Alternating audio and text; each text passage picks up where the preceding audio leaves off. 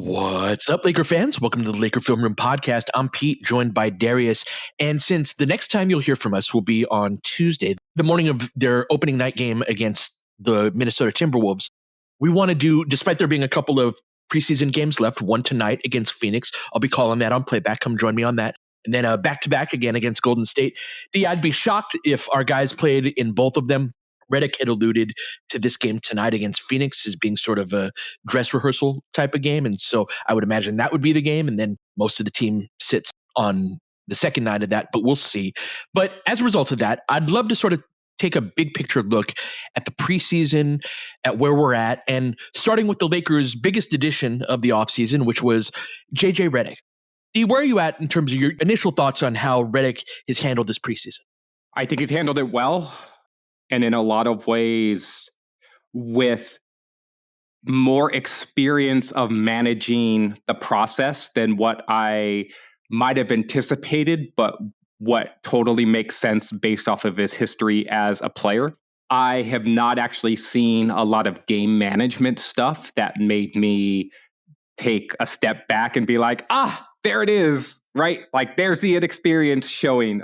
I will say this, Pete, I meant to bring this up on a pod the other day, but JJ has looked exceedingly tortured after games when the team has been not playing to the level that he wants them to. And I appreciate He's going to age like a president, D. He's going to age like a president, man. I have appreciated the care that he is showing in every facet of things, caring in terms of what he thinks about the individual players and his thoughtfulness regarding like just his comments about each of the guys. His comments about Olivari stand out to me in that regard, but he's talked like that about several different players, Bronny as well. His thoughtfulness about what he's wanted to see from the team and his comments about when he's seen it and he's thought that they've done well, and his thoughtfulness about what he's wanted to see and his comments about it when they haven't done it well and how he'd like to try to rectify that and the steps that they'll take to try to accomplish that. And the care that he's shown in terms of like, I'm clearly not happy. JJ is like a hard on his sleeve sort of dude. And I think I'm going to write about him probably next week for Silver Screen. But there's an interesting idea that I have in my head about JJ and him wanting to get it right, but coming from a place of supreme confidence, and how those things sort of clash against each other, right? Because he understands, and he said this before, he understands he's inexperienced. He understands that he needs to show himself some grace. He also understands that he wants to be great at something, and greatness often does not come with patience. And so there is like a lot of ideas that bump up against each other. But I've been pretty pleased with him overall. Schematically, I'd like to see some more stuff happening, particularly on offense. Actually, on defense, I think that they've been doing a variety of things that I think are going in the right direction. But overall, happy. Like, where are you at? Yeah, as somebody who didn't want him, I've been very happy, right, with that care that you're talking about, and that you need your coach to be a tortured soul to some degree. You need them to be like losing sleep and staring at the ceiling at 2:37 in the morning about like how garbage our screens were and things like that. I don't think the last coach, I don't think he was tortured in that same way. Oh, you don't think? Okay. I don't think he was, no.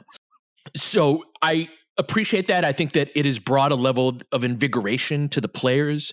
Many of them have remarked about the attention to detail that and just the level of process. And that was a big part, I think, of this summer as we approach the real games coming up. That was the thing I really wanted, was a culture shift within the basketball team, and I think that we've gotten a lot of that. Now, those can be short-lived gains with a tough schedule to start the season and all of that. And so the big tests obviously are ahead, but I do appreciate just the level of care.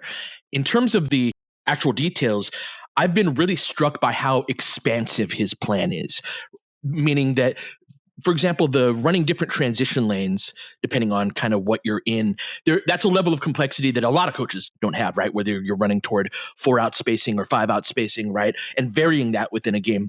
The defensive coverages that you alluded to, an interesting stat. Now, we didn't have LeBron and AD in our first preseason game, so this greatly impacts this stat. However, we didn't post up once, or we didn't use a single post possession in the game against Minnesota, our first preseason game. And against Golden State, we did it 18 times. And so that's been a big thing that's sort of stood out to me, D, is that we're trying to be like 8 different things, or whatever number you want to put to it. But I think I love the idea behind that. It's fraught with danger because it means you add to the number of decisions that you have to get correct, which can be hard.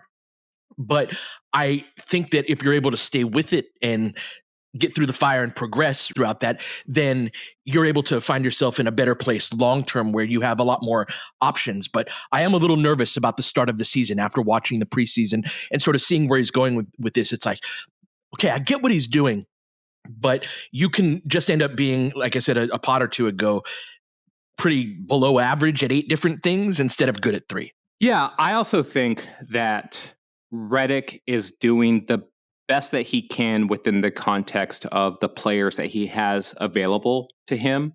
I would really like to see Vando. Like, I would have loved to have seen Vando just be like a week or two ahead of where he apparently is. If he's ready for opening night, I would actually be a little bit surprised, but I would hope that he'd be ready within the first couple of weeks of the season. But not having that extra defensive player, and honestly, an offensive player who can do a variety of things and a lot of things on the court except for shoot. Vando can handle the ball. He can pass a little bit. He can screen a little bit. He's a pretty good cutter. He can finish around the basket. He's a grab and go player. Like, there's a lot that he can do in order to help facilitate a style of play. And his energy is almost second to none on the team when he's really out there and playing and healthy. And I would have just loved to have seen what that looks like within the context of what the Lakers are doing on both sides of the ball. And so I'm overall happy with the direction that Redick has taken things in. That culture shift that you mentioned is evident to me. Again, though, after the Warriors game, he seemed particularly like, damn it. He had that look to him. And it's just the preseason. And so that potential for burnout from a guy who has never had to do this specific thing ever. And the amount of pouring yourself into it, JJ is not a 1 foot into the pool. In fact, right. He is a full body submersion and there's only a deep end. I am hoping that he is able to take whatever time he needs in between. You know how you're saying that we'll be back on Tuesday? The Lakers will be back on Tuesday too. Like, these last 2 preseason games, I honestly feel like there's a reason why, beyond us taking time off from the pod for a few days, that we're not even caring about these. It's like, I care to a certain extent, but I actually don't. It's just like, I want them to be healthy. I want them to try to accomplish and bring a level of sharpness to things. But I am over the idea of like, oh, they have to do this perfectly, or disappointed in what the effort looked like in this specific thing. Like, maybe in the moment I'll feel different, but it's just like, overall, my goals now are shifted more towards the first like week and a half to 2 weeks of the regular season, and the Lakers going into that unscathed and coming out of it with a better idea of this is what it takes to compete at the level they want to compete at in order to get the results that they want to when the games really do matter. Let's take a break here. When we come back, there's a couple of stats I wanted to discuss with you that really caught my eye.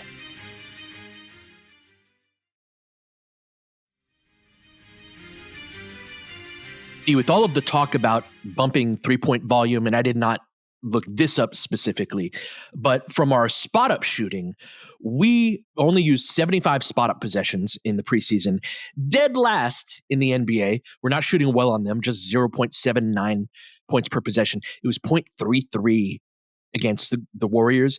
and we used 23 pick and roll possessions with our pick and roll ball handler against Golden State, 0.22 points per possession, which would be sort of like the equivalent of having 22 points in an NBA game with like 3 minutes left in the fourth quarter. Just brutal between our spot ups and our pick and roll ball handling. But yeah, D, we come in with this idea, hey, I want you to shoot more threes. I want you to shoot more threes. I want you to shoot more threes. We heard that from a whole bunch of different players about sort of the instruction from the coaching staff. They're not getting the actual shots. And when they are, they're not making them. What do you see in that front? So as you were talking there, I was looking up their shooting numbers just in terms of volume. Lakers are shooting 39 3-point attempts a game.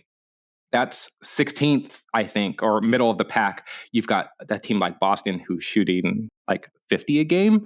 Some of that is because I think in one game against the Nuggets, they might have shot in 123s in a single game. Don't quote me on that. That may not be accurate, but I'm just joking. It was a massive number, though. Like they shot like 25 more threes than Denver. Crazy numbers that Boston was doing. I think over their 2-game stint against the Nuggets in Abu Dhabi, they shot like 104 total threes or something like that in 2 games. And so the Lakers are not there, but 39 is a lot for this specific team.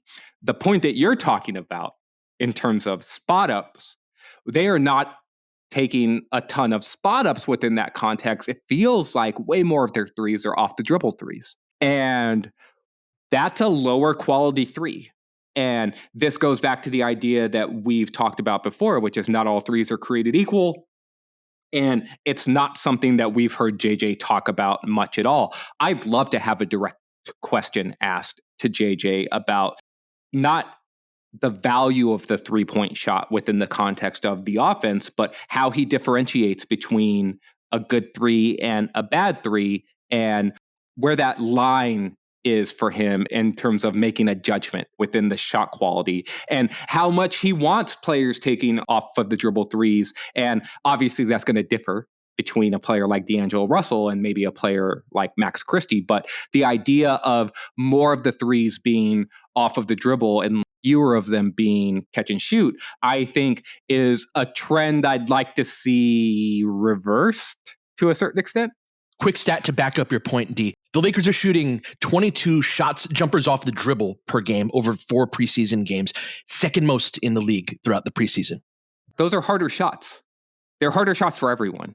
In my opinion, there are not a ton of players across the league that you feel like this is in your diet consistently. And of the players who that is true for, they're some of the best players in the league, right? And so I think of Kevin Durant or Steph Curry or Devin Booker, Luka. Like these are dudes where I'm just like, yeah, take all the off the dribble jumpers you want. Kyrie Irving. I was watching highlights of Kobe Bryant the other day. It's just like, yeah, take all the pull-up jumpers you want, bro. Like you're good at this. This is a part of your game. But other players, I much prefer that they take spot up shots, right? And pull-up threes are particularly difficult. They're farther away, and defenses are so good now that they are able to put you into positions that in order to take that shot, it's just going to be a more difficult shot in general. And so I would like that number to go down, and I'd like for their spot up chances to go up. Where are you at with that, though? Like, I see you nodding along. I'm hoping that you agree. I do. And pull-ups are more difficult shots too, just because of the nature of the shot outside of the defense or external factors. In that, when I would teach shooting to young players, one of the things I would ask them, because I think it's important on shooting, especially after they're a certain age, that you sort of got to meet them where they are with their jumper, and not every jumper is the same. But I would ask them, like, if you had your ideal jumper, right? Do you like the laces like this? Do you like them like that? Most people like the laces sort of horizontal, right? That's how I like them as well. Do you like the ball caught here? Do you want to, but show me your perfect 3-point attempt. And then the coaching that I would try to do would be an effort to help them get there when they were moving, right? So do you need to jump stop off this? Do you need a 1-2 step? Can you V-cut into this? Can you backpedal into it?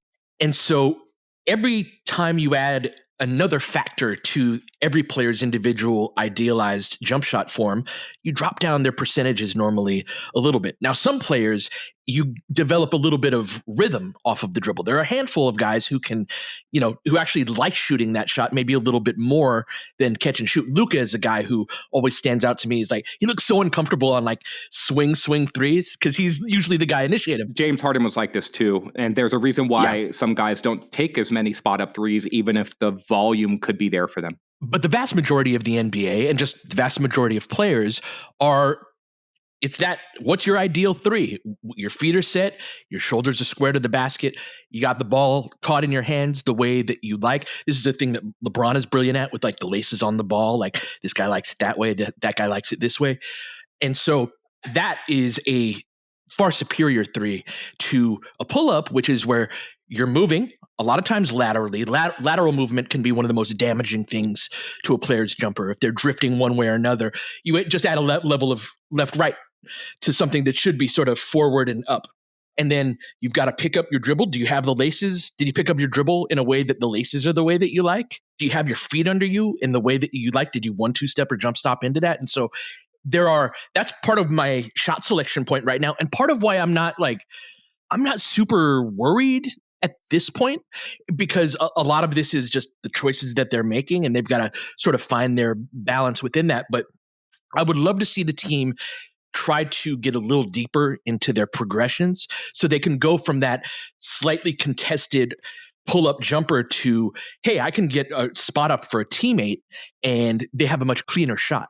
Yeah, and this is where, too, what's being emphasized on any given possession, and also, too, like, do you have the personnel in order to accomplish some of this stuff? The downhill nature or lack thereof of several of the Lakers players creates an environment where you're already going to have fewer driving kick opportunities.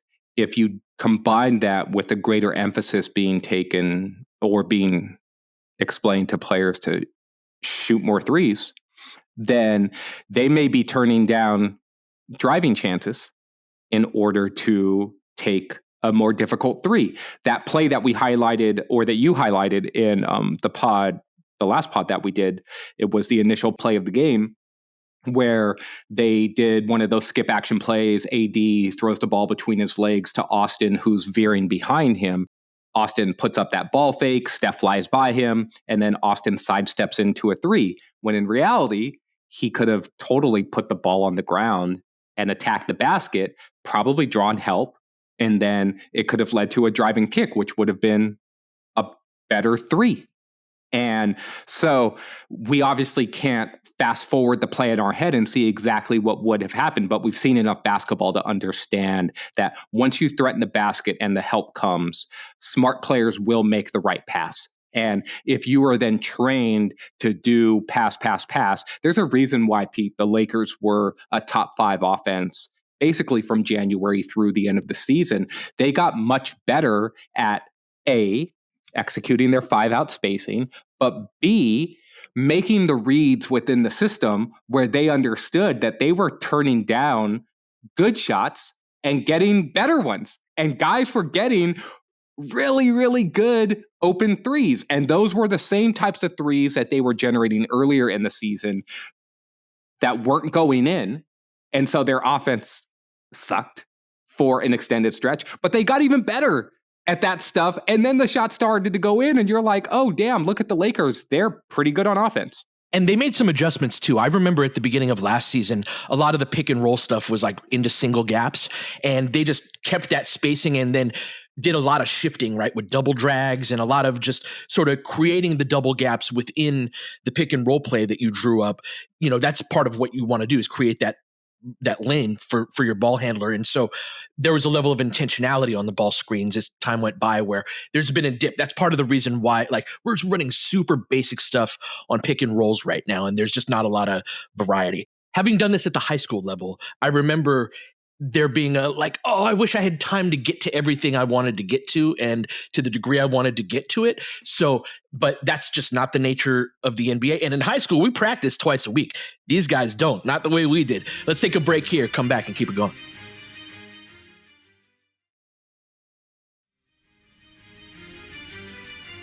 To your point, Pete, about high pick and roll and how much the Lakers are doing it in practice, I think I heard Redick say the other day in one of his media availabilities, they haven't really done any pick and roll stuff at all. It looks like it. Yeah, well, he's basically just like, we haven't really installed any of our high pick and roll stuff because guess what? It's just like, these guys have all done high pick and rolls. Amen. They know what that looks like. They know, a lot of times they know what their reads are. And so he's like, we're doing other stuff because that's the stuff we want to focus on. And so as the season progresses, I expect things to get sharper, things to get better, but for those reads to get, or for those progressions to go further and for players to start to understand and get a more comfort level. And I don't know if we talked about this the other day on the pod or not, but AD famously said, it's going to take us a while. And yeah, it probably will, because the nature of what's being taught to them is different. And their ability to you can't go through everything you want to go through, particularly when JJ has said one of the things that I valued as a player and what I think is important is time and time management and making sure that we're using time appropriately and that we're not wasting players' times when we're in the gym. And so he mentioned after like the third or fourth practice where he was just like, yeah, today we did a sharp 60 minutes. He's like, we did a 60-minute session with like one water break. It's like, that was it. And we're out of there. Like, we're not doing these marathon sessions where we're going to hammer a point or teach. He doesn't see that as valuable to this specific group. And so it's going to take a little bit of time. And I get it. But when I see stagnant basketball, which we've seen, and when I see a post up and guys just sort of standing in place, a random cut here or there based off of feel, but nothing nearly as organized as what it looks like at the start of the play, then that tells me they haven't gone through this yet, because it's like that drawing of the horse that is the meme where, right? Where it's just like, that is absolutely the Lakers at the start of a possession versus the Lakers at the end of a possession, because that's what it is, bro. I don't know what to say. Yes, that's where the Lakers are at right now. And so there's going to be a certain amount of having to take your medicine. I think there's a certain taking a step back at first. If you're at a point where you haven't worked on your ball screens, I get it. I get the rationale. I actually love the idea that, hey, you guys know how to do this. And we will get back to this in the near future, but it's the stuff that you don't do as regularly or as naturally. That's the stuff we do need to work on. And this is the only time we have in the whole NBA schedule to be, we practice this today. We're going to come back tomorrow, practice it a little bit more. So to your point about time management, it's knowing when to do certain things. You can't work on this stuff in March. You can't be installing this in March. And so I really appreciate that level of understanding what needs to happen when, but this is part of the dangers of adding levels of complexity to what you're doing is you better have made the right choice up front, because by the time you figure out some of the stuff that it was like, oh, hey, I actually needed to adjust on this, that might be toward the end of the horse.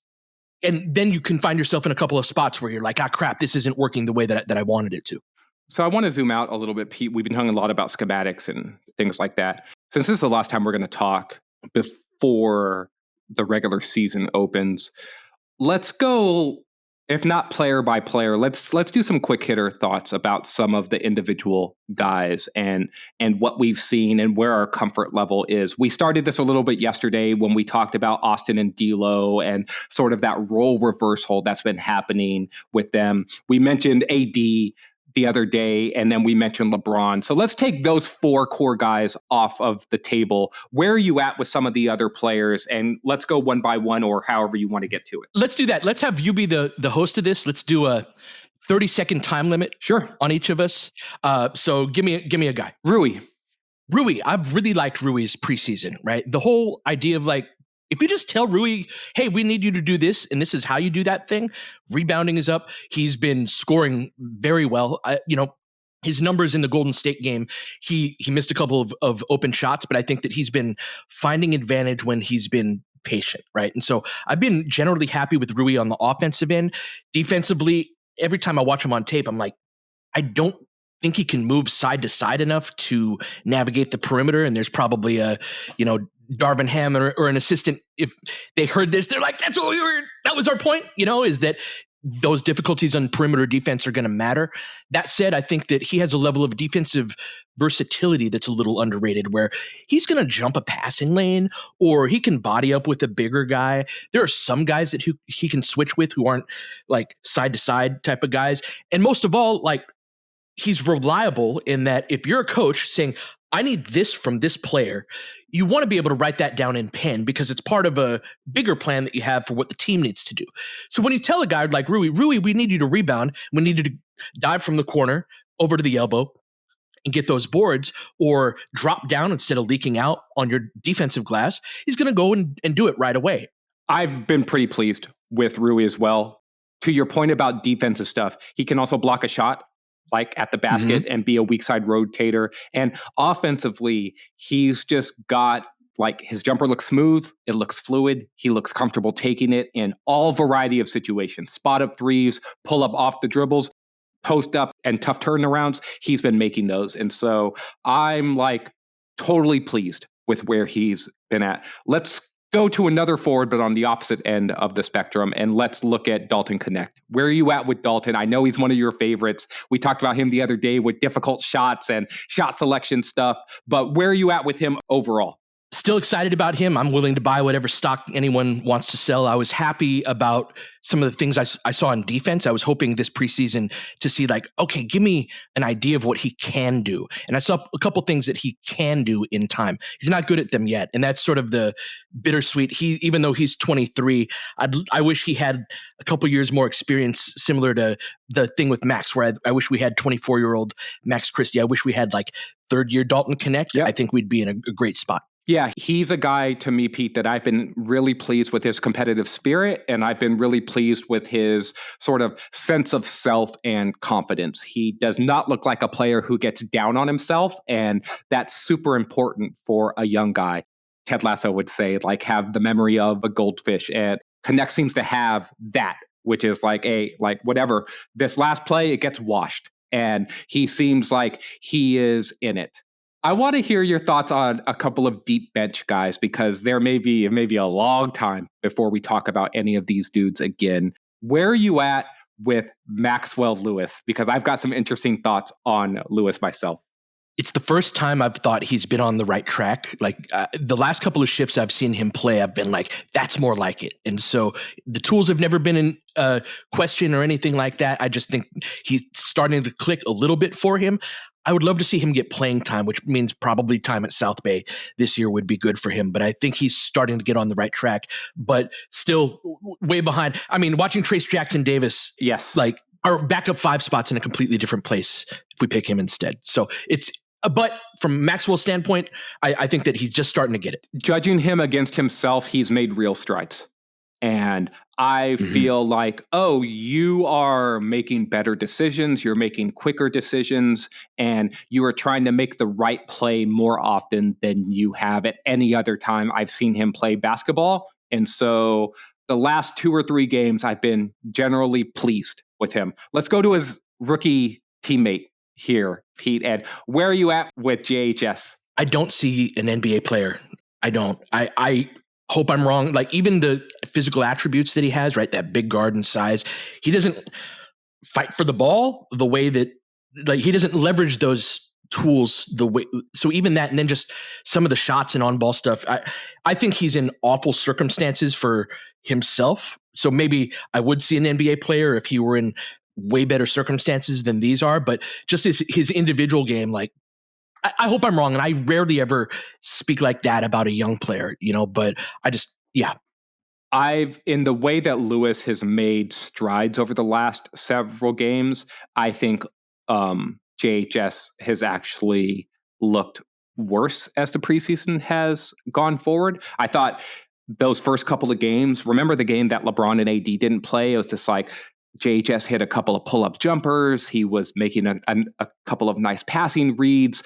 You highlighted one where he had like a little drag dribble and then really held the big in the pick and roll in order to hit Jackson with the little bounce pass.